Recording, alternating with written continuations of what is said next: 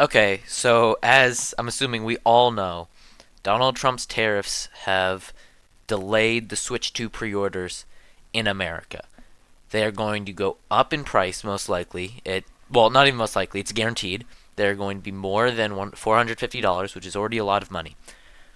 What I would like to point out is this tweet from Nintendo, I think is their name. The Switch 2 is region locked to JP accounts in Japan because 49,000 yen is $330 USD. So basically, if you buy a Switch 2 in Japan, you can only use Japanese Switch accounts because it is so much cheaper in Japan compared to how much it costs in America. So, what can we gain from this information? Why is this important? Well, if they are willing to sell the console for $120 cheaper than it costs in America, that means that it is sold not at cost.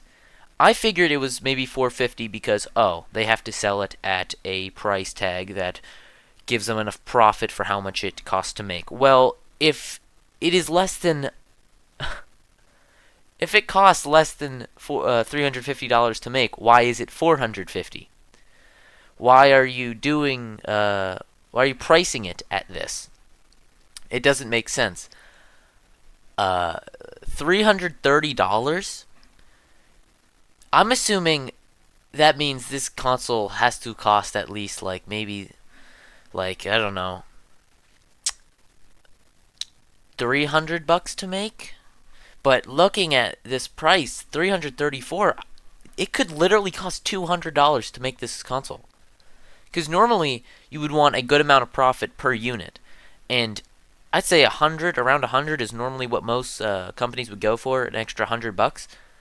So if it costs $200 to make, why the fuck is Nintendo pricing it at 450? I understand corporate greed, but to me, it would not make any more sense than if you make the Switch 2 and you say, and it's going to be the same price as a Switch OLED, $350 USD, only $50 more than the Switch One, and now you get a brand new Mario Kart releasing, new Donkey Kong. The graphics are amazing. The screen is beautiful. There's mouse controls. All these extra features that it's proven by this right here that it does not cost more than $400 to make. Why are you selling it at more than $400? I don't know much about business, but to me, this sounds like a genius fucking thing. This sounds like something Reggie would do if he heard. He was like, how about we just make the console $350? Because that's the same as the Switch OLED. People are already used to that. A lot of people won't be buying the Switch 2, like working families, I imagine, because, they probably already bought like 2 or 3 Switch Lites for their kids and maybe one Switch OLED for the whole family.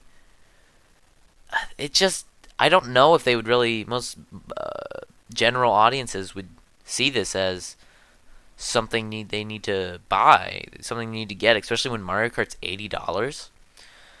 I really think Nintendo's being stupid here. Now, this does maybe give me hope, because if they're willing to price it at a $300 USD in Japan, they could just price it at $300 USD in America, and then because of tariffs, it goes back up to 450 or so, which, would be pretty bad for Nintendo, but it would be pro-consumer.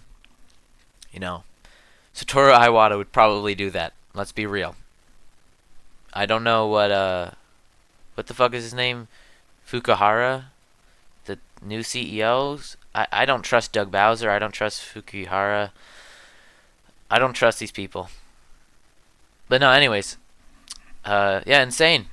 But most likely, the Switch 2 is actually going to cost not 400, 600. I believe $600 USD after tariffs is most likely the price. Games, $120 USD.